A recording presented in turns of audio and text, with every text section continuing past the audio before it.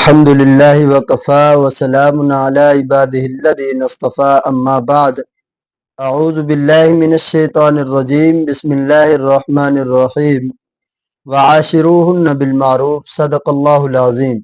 ایک صحابی رسول آپ صلی اللہ تعالی علیہ وسلم کی صحبت میں حاضر ہوتے ہیں، محفل میں حاضر ہوتے ہیں، آ کر عرض کرتے ہیں یا رسول اللہ صلی اللہ علیہ وسلم میں تم مارا ہی گیا۔ آپ صلی اللہ علیہ وسلم پوچھتے ہیں کیا ہوا؟ وہ کہتے ہیں یا رسول اللہ صلی اللہ علیہ وسلم روزے کی حالت میں اپنی بیوی کے پاس چلا گیا۔ حضور پوچھتے ہیں کیا وجہ؟ وہ کہتے ہیں یا رسول اللہ صلی اللہ علیہ وسلم میں اپنے گھر میں بیٹھا تھا کہ میری بیوی کوئی کام جا رہی تھی، میرے سامنے چلتے ہوئے اس کی پنڈلی سے کپڑا اتر گیا، اور جب میں نے اسے دیکھا تو مجھ سے رہا نہ گیا، میں روزے کی حالت میں یہ کر بیٹھا۔ اللہ کے رسول صلی اللہ علیہ وسلم فرماتے ہیں کہ یہ وجہ کیوں پیش آئی؟ وہ فرماتے ہیں یا رسول اللہ جب میں نے پنڈلی دیکھی تو مجھ سے برداشت نہ ہو سکا۔ اب یہاں پہ غور کرنا ہے، جو سارا دن سوشل میڈیا پہ پنڈلیاں دیکھتے رہتے ہیں، انہیں اپنے گھر کے اندر رہنے والی اپنی بیوی اچھی نہیں لگتی، انہیں اپنے گھر کے اندر رات اور سکون نہیں ملتا، اور جو باہر گھومتے رہتے ہیں، جو غلط راستے اختیار کرتے ہیں، تو ان کو پھر یہ تقوی یہ چیز نہیں ملتی۔ جب انسان اپنی نظروں کی حفاظت کرتا ہے تو انسان کو اپنا گھر بہت اچھا لگتا ہے، اور اپنے گھر کے اللہ رب العزت اسے خوشیاں عطا کرتے ہیں۔ وہ اپنی بیوی کو جب دیکھتے ہیں تو برداشت نہیں کر سکتے اور حد سے تجاوز کر جاتے ہیں۔ پھر آپ صلی اللہ علیہ وسلم نے فرمایا کہ اے میرے صحابی اب تمہیں ایک غلام آزاد کرنا ہوگا۔ وہ کہتے ہیں یا رسول اللہ صلی اللہ علیہ وسلم میرے پاس تو اتنا مال نہیں کہ میں غلام لے کر آزاد کروں۔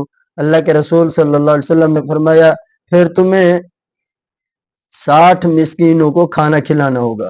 وہ کہتے ہیں یا رسول اللہ یہ بھی مجھ سے نہیں ہو سکتا، میں تو اتنا غریب ہوں کہ میں خود مسکین ہوں۔ اللہ کے رسول صلی اللہ علیہ وسلم نے فرمایا پھر مسلسل 60 دن روزے رکھنے ہوں گے، یہ اس کا کفارہ ہے۔ وہ فرماتے ہیں یا رسول اللہ صلی اللہ علیہ وسلم جب ایک روزے کے اندر یہ حال ہو گیا ہے تو 60 کیسے رکھوں گا؟ اللہ کے رسول ہنس پڑے، اتنا ہنسے صحابہ کرام رضوان اللہ تعالی علیہ مجمعین فرماتے ہیں کہ آپ صلی اللہ علیہ وسلم کا پورا منہ مبارک کھل گیا اور آخر والے دانت نظر آنے لگے۔ تو اللہ کے رسول صلی اللہ علیہ وسلم نے پھر اسے فرمایا اچھا آپ بیٹھ جائیں۔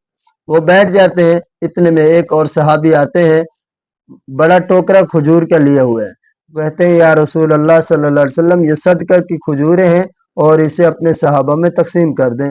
اللہ کے رسول صلی اللہ علیہ وسلم وہ کھجور کا ٹوکرا اپنے پاس رکھتے ہیں اور کہتے ہیں وہ کہاں ہیں؟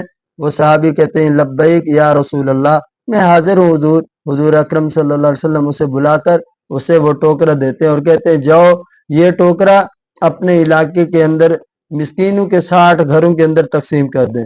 وہ ہاتھ جوڑ کر کہتے ہیں یا رسول اللہ مجھ سے بڑا مسکین کوئی نہیں ہے، مجھ سے زیادہ غریب مدینہ کے اندر کوئی نہیں ہے، میرا صدقہ مجھے دے دیجئے تاکہ میں بھی کھا لوں، میرے بچے بھی کھا لیں۔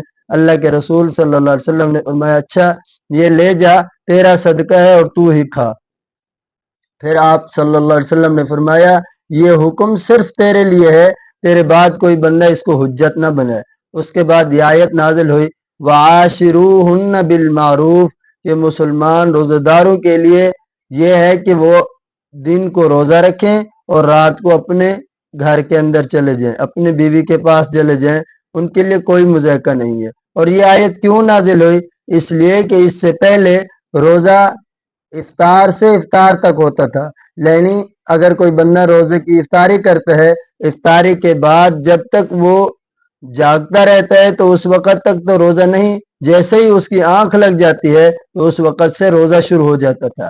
تو اللہ کے رسول صلی اللہ علیہ وسلم نے جب یہ معاملہ اس صحابی کا سنا تو بہت پریشان ہوئے، اسی پریشانی کی وجہ سے اللہ تعالیٰ نے یہ آیت نازل فرمائی کہ تمہارا روزہ صرف دن کو ہے، صبح صادق سے لے کر غروب آفتاب تک، اور رات کو آپ کا روزہ نہیں ہے۔ تو اس صحابی کا یہ عمل، اس صحابی کی یہ پریشانی ہمارے لیے رحمت بن گئی۔ اللہ تعالیٰ ہم سب کو رمضان المبارک کی قدر کرنے کی توفیق عطا فرمائے۔ اور صحیح معنوں میں ہمیں روزے رکھنے کی سعادت نصیب فرمائے۔ میرے واسطے دعا کیجئے۔ میں آپ سب کا محمد